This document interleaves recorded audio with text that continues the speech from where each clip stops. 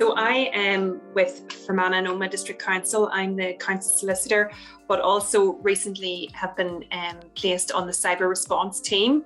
So now I feel definitely more confident going into those meetings because of the information I've learned now, and again, being very, very non-technical, and the level that you've pitched this at, Omagh, has definitely, especially your approach into where no question's a wrong question or no answer is a wrong answer, and bringing us all to a base level. I definitely learnt a huge amount, and it's a lot to take in, but I think the way you've talked through it, it's made the understanding definitely a lot easier, and I think I've definitely retained quite more than I would have if I was just sitting doing this, reading through the material. The way you've talked through it is brilliant, and I've really enjoyed it. Thank you very much.